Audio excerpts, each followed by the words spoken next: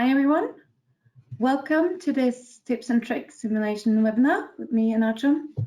My name is Eirin Holmstrøm. I will be your host today. I have a background as a mechanical engineer with a specialization in product development, and I work as a simulation specialist at BLM Group. I've been using SOLIDWORKS since 2015 and SOLIDWORKS Simulation since 2016. Outside work, I do martial arts and like to keep active, and I live in Holmstrøm, Norway. With me, I have Artem. Good morning, everyone. My name is Artem and I will be helping Eirin to go through this webinar. I'm working with SOLIDWORKS already almost 8 years. My main topics are SOLIDWORKS, SOLIDWORKS Simulation, and now 3D experience. And I'm a lead application engineer since 2015. I'm located in Tallinn, Estonia. And if you will have questions during the webinar, please feel free to write them in the question area. I will try to answer them during the webinar, and at the end of the webinar, we will have Q&A session where we will discuss all your questions. Back to you, Eirin. Thank you, Artem. So, today's webinar, we are going to look through some tips and tricks regarding setting up your simulation by using shortcut keys and some other ways. And then we're also going to look at some mesh tips to speed up solver time without compromising on the quality of the results. So let's just go ahead and begin with the first section, setup tips. We are going to go through a lot of different things. We're going to look at some default options, customizing the S key, pin and right click. We're going to look into split lines, remote mask, and select true. And then we're going to look at reusing boundary conditions. So I'll begin with the default options. So in SOLIDWORKS Simulation, the default options for stresses is Pascal and the numbering is scientific. If I want to change that for this specific plot, I can right-click the legend and go to Edit Definition. Here I can change to megapascals, and under chart options, I can change to floating instead of scientific. But as I mentioned, this will just change this specific plot. And next time I do a simulation, I'm going to go back to Pascal and scientific numbering. If I instead go under simulation and go to options here, and under default options, I can change my units. So I'll set that to megapascal. If I go on the color chart, I can change to floating for the numbering. I can also do a lot of other options, such as changing the folder for the results to be saved to a specific one instead of the document folder in SOLIDWORKS. Regarding default plots, I can also add new plots that will be shown by default, like the factor of safety plot, which is commonly used. There are also a lot of other great settings you can do in your options. So I do recommend you to go through there and have a good setup, because that makes it easier when you do simulations, so you don't have to change it every time. First part. Next we're going to look into is customizing the S key. So a lot of you are probably familiar with the S key from before. It pops up when I click S on my keyboard. But the new thing for at least some, I would assume, is that you can actually customize it to include simulation features. So if I go down in the menu, find simulation, and then I can just use drag and drop to include them on my S key. So here I'm going to add new study. I'm going to add mesh, run study, and I'm also going to add fixed geometry, which is something I use quite commonly, force, and I am going to add gravity, since I'm going to use that later in this webinar. When I'm done, I can just click OK. And then I'm going to set up this study using the S key. So S key, new study, it's going to leave the name as default. Then if I click the S key again, I can go ahead and apply a, so if I hover over it, you can see the naming of the feature as well. So I'm going to apply a fixture to this side. I'm going to use the S key again, and then I'm going to apply force to the opposite side. And here I'm going to have a force of 110,000 Newton. But instead of writing that, I can write 1.1 E5. And then I'm going to reverse the direction to have it as pulling force. When I'm done setting it up, I can use the S key again and go ahead and click run this study. So I'm just going to use the default mesh. So then it's going to mesh first and then solve when I click run. So now I have run my study and it took me quite a few clicks to set it up using the S key. Next we're going to look at is using pin and right click. So here I have a study where I'm going to create a lot of local interactions, and to make that simple for myself, I'm going to use an exploded view. To create those local interactions, I'm going to right click connections and I'm going to have to select the face. And if I do it the hard way, I'm going to go back to the boxes, go back, click OK. I'm going to have to right click again to go into the menu. And if I'm going to do a bonded one, I have to change that. Click one face, go back, click the second face, go back and click OK. And if I'm going to create a second bonded, I'm going to have to change it again because that is how the default contact is in my setup. So in this case, I've sped it up a bit, but it takes quite a lot of clicks and mouse movement.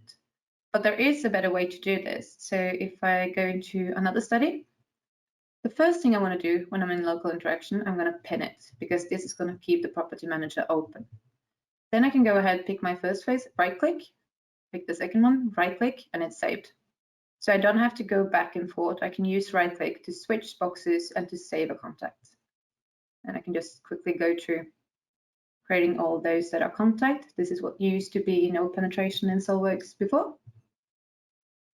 When I have created those that are going to be contact, I can change it to bonded, pick the first face, right click again, pick the second, and now the first one is saved. And as you can see, bonded is still kept because it keeps the memory of the last contact that I created when I have used pin, making it a lot quicker and simple. If I use D key on my keyboard, I bring the confirmation contact to where my cursor is at, and I can see that all my contacts are saved. This kind of functionality using right click and pinning is not only available at local interaction, it can be used in a lot of different features within simulation and in general SOLIDWORKS modeling. So really good tip to decrease mouse movement. Next thing we're going to look at is split lines, remote mask, and select through. So here I have a model where I have created a welded structure and I have this box on top of it. The box in itself is not of interest to me, so I just made like a dummy box with a material that is going to represent a weight, and I add a gravity load later on. I also made this box so that it only is placed on the beams where it will be in the real life. And when I treat this as a remote mask, I need to take caution of that, and I need to do some preparation to make sure that it is only placed where it should be. So if I hide that box, you can see when I try to pick those top of the beam, I'm going to pick the full one. Right. If I bring the box. Yeah, so I'm going to pick the full one. So I'm going to use a few tools to create a section here. The first thing I need to create a sketch on the top of the frame. And I'm going to use convert entities to pick these edges so that it aligns with my box.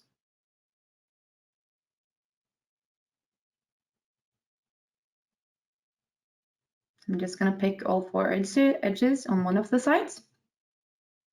When I am done, I can right click here as well to go out of the property, and then I can use drag on the points just to make it go across both beams.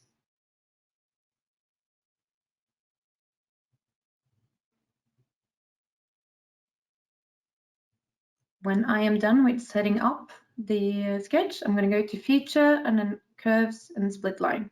So since I was in that sketch, it is selected as the sketch for the sectioning. And then I just have to pick the faces I want to split. Right click again and closing the property manager. So I'm using tab on my keyboard to hide this box. And as you can see now, I can pick only the areas that it is placed on. Using shift and tab brings it back in. I'm going to use the S key again and create a new study. This time I am going to change the name. So I'm going to call it frame with remote mask.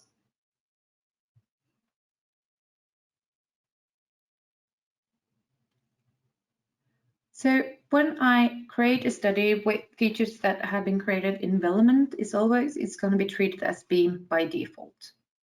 But if you have something like this where you just want to select a section of the beam, you can't use them as a beam geometry or mesh feature. So to change that, I am going to right-click the name and then say treat all as solid.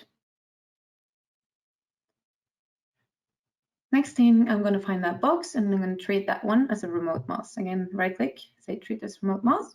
And now I'm going to have to pick the faces that I want that mass to be attached to. So instead of hiding the box again, I'm going to use select true. And I get that by right-clicking and picking select true, and then I can pick surface or geometries that are hidden. Just make sure that when you do this, you hold the cursor somewhere above where you would be able to pick that surface if the thing in front of this wasn't there. Okay, now I set that up. Next thing I'm going to do is that I am going to fix the beams, the bottom of the beams to the floor. So I'm using S key again, bringing back this one. I'm going to use X on my keyboard to filter so that I'm only able to pick faces instead of picking the edge by a mistake. Using D brings the formation corner back to my cursor. And then I'm going to use the S key again to bring in the gravity that I had added before. A bit of laggy. Yeah. So S key, and since I'm going to use the gravity, it's pointing in the right direction, it's just right click it. So now we have set up the study. We are going to come back to this part a bit later to look at meshing it and solving it.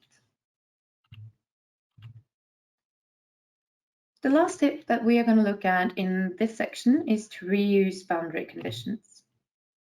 So in SOLIDWORKS, we do have something called library. So I'm going to use this part to illustrate that. And then I'm just going to bring that from and pin it. Yeah. So we have library features, but we also have the capability to add analysis library, where we can add environment, examples, loads, supports, etc. And this is really great to use if you have a common load that you like to reuse or something you want standardized. So to add my library feature, I'm going to use this girl. I'm going to activate the study, and I'm going to take the force that represents her weight when standing on something. Right-click it, say add to library, give it a decent name. So in this case, I'm going to call it child load, since that is what it is. Click OK, and I can see on the right side now that I have it added to my library under loads. If I then go back to the other study and activate the simulation again, I can use drag and drop to place that load on the surface where I want it. I'm able to change it, or I can right click and save it as it is. So, library feature. Okay. So that was the setup tips that we were going to go through today. I think you have a question for the audience, Artyom? Yes, we have one more question for you. So we would like to know more about you. Could you please answer which industry do you represent? So let's wait a couple more seconds. People are answering. Mm-hmm. Okay, so 70%. Let's wait a couple seconds more. Yeah.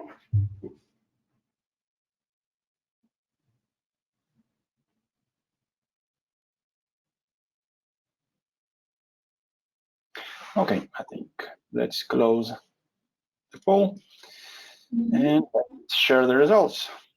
So it seems that almost 70% of the people are from industrial equipment. Nice. Yeah, it looks like that. I think we have a lot of that in our area. So good to see that there's a lot of attending and that you are applying to our polls. Okay, I think I'm going to move ahead to our next section, which is meshing tips. So here we are going to start by looking at a little bit of theory. I'm not going to go through a lot. If you want to learn more theory, you should come to one of our trainings, but I'm just going to go through some basics. Then we're going to look at using draft quality to verify setup. And we're going to look into using shell elements and local mesh refinements. Let's begin with that little section of theory. So in SOLIDWORKS Simulation, we have three element types. We have solid, shell, and beam elements. solid and shell elements are also divided into draft and high quality. And the difference is that high quality has more nodes, which makes it represent the geometry much better, while the draft quality only gives a linear representation. High quality allows to include the formation within the elements much better. So in general, when you do a simulation and you want accurate results, you should use high quality. But draft quality can be advantageous when you have some components that are not of interest but needs to be included for some reason, or when you want to verify your setup, as we are gonna look at now. So in this case, I have box. I have already applied a fixture to it, and I have a pressure load on the inside. Here I have already created the high quality study, so I am going to copy that one to do the draft. And I'm just going to call that draft quality to make it clear what it is. And then to apply draft quality, you can either just right-click the parts folder and say apply draft quality mesh to all. You can also change this within the mesh property manager if you go on the mesh quality. And here you can also have high on some and draft on others. I'm just going to use the default mesh setting for that draft quality, and I'm going to check the box to have it run right after meshing.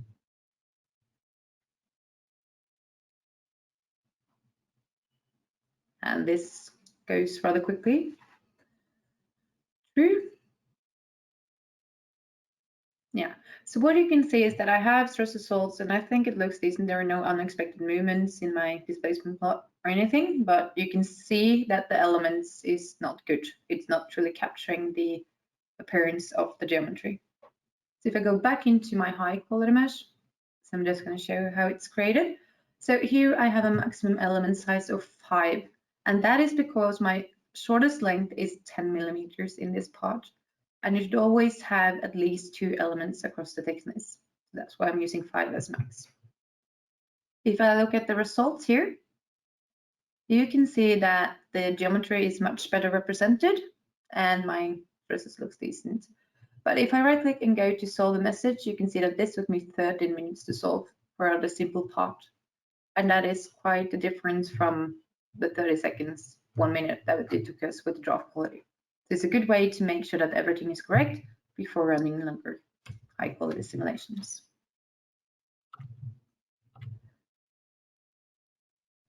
When we have verified the setup, but we want to run a high quality simulation, sometimes it can be too thin and long components for a good high quality solid element model. So here we are going to look into doing that. So I'm going to bring in that beam again and this folded structure, and since I can't use the beam, I'm going to have a solid mesh with the element size that is half of this thickness if I'm using solid, as I do in this first one.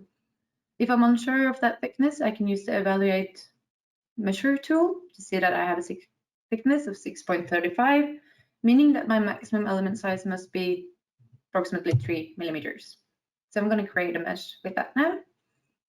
I have the setup from before. If I click S key, I can go into create mesh.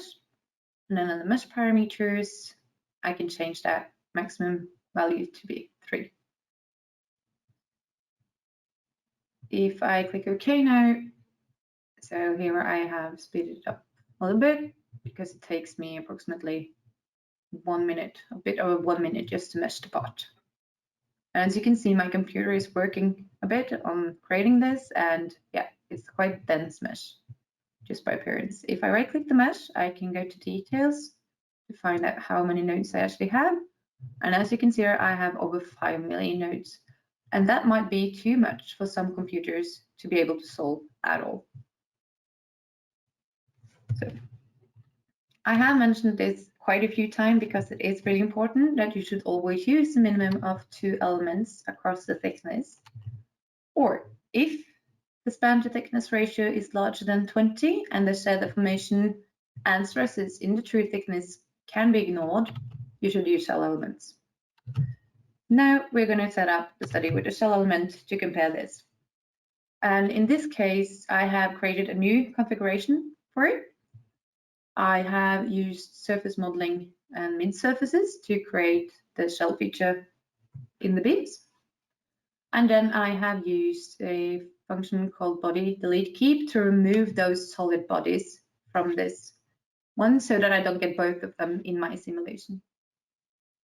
I have also needed to recreate that split line surface or split line to have it on the surface modeler instead of the surface of the solid model.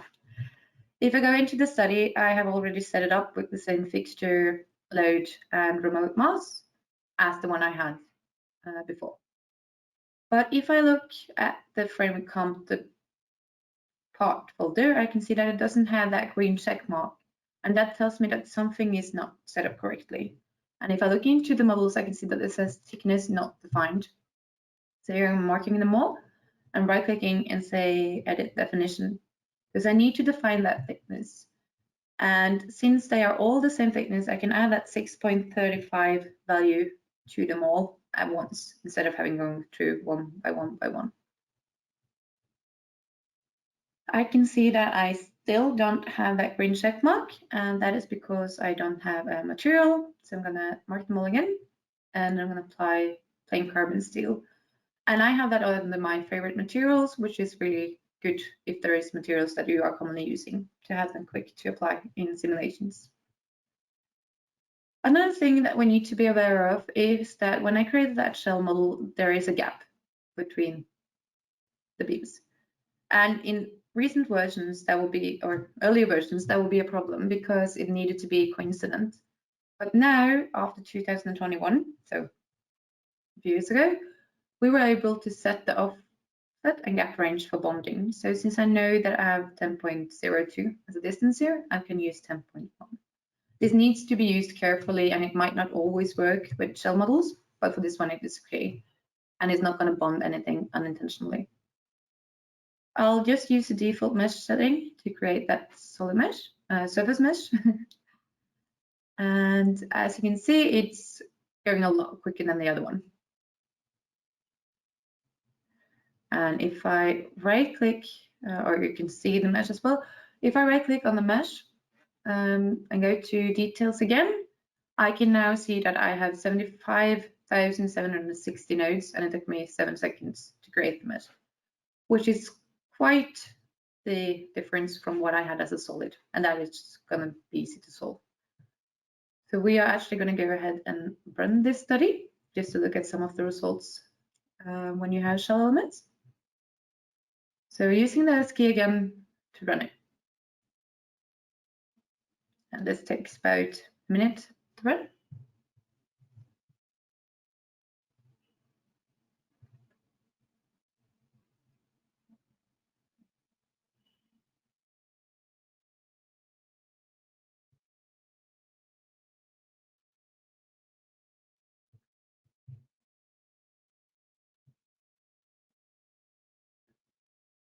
So now that we have the results, I can go into the stress plot. So what I do recommend is that you go under advanced options and you use that render shell thickness in 3D so that you get both the top and bottom stresses, making sure that you always look at the highest one in your plots.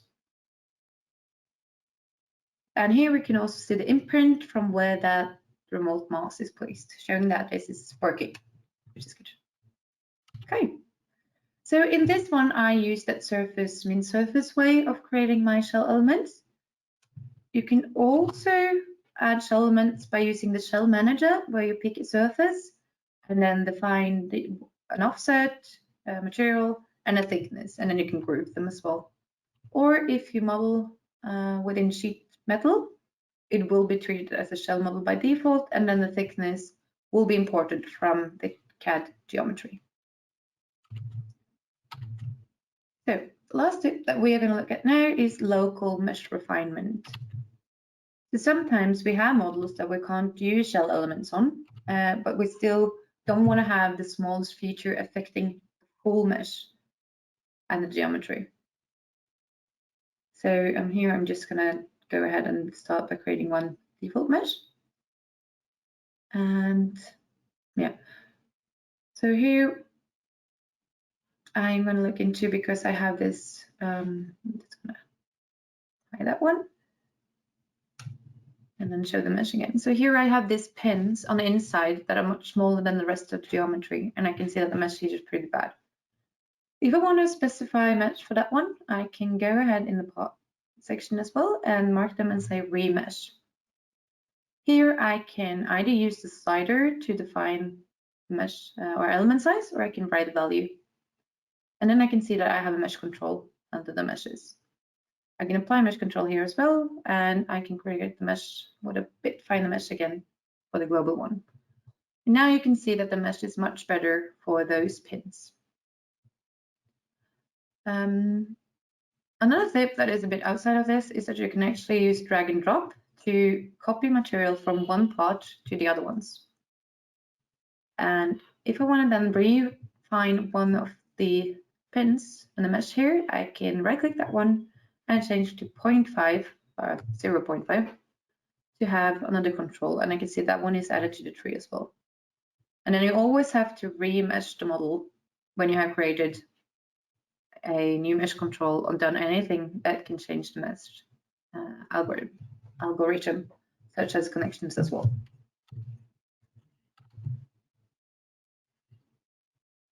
So that was a lot of tips. I hope they are good, and I think Archam has a question. Yes, last question which we would like to ask from you. Will these tips improve your way of working? I can say it from my side that it will definitely improve at least my way of working. So there was a lots of tips which will be useful even for me. So thank you, Eirin. Thank you, Archam. Nice to know.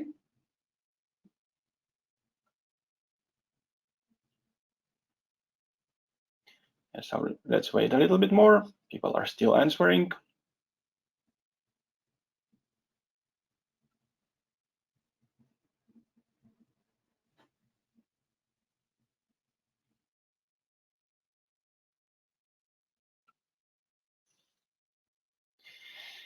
Okay, let's close the poll and let's check the results. So yeah, 2/3 of the people are saying yes, that this is what they needed. Yeah. And 1/3 is not sure. So maybe they still need to watch your recording once again. Maybe that's the trick, yeah. Yeah, looks like at least most of you are happy with it. Those are in need of something else, please take the survey after and give us some feedback on what you would like to see. And also maybe your tips is going to be in the webinar on Thursday. Thank you for the answers. Okay. Okay, so we reached the end of the presentation. Today we've been looking at default settings, shortcuts, split lines, remote masks, reducing boundary condition, and a lot on shell. So in general, what we've been looking into is how to work smarter, not harder, in solving simulation. If you want to learn more like these kind of things, I am launching a video series on YouTube soon. And I would also really appreciate some feedback in the survey after on topics you would like to see. There is going to be some of what you've seen today, something else that you not presented today or on Thursday. And also, I really want to succeed with that. So I want some good feedback on what you want to see, because it is for you. If you also need to learn more and help, go to PLM Group's support and knowledge base. Thank you for attending this webinar today. Please answer the survey after, and I hope to see all of you again on Thursday.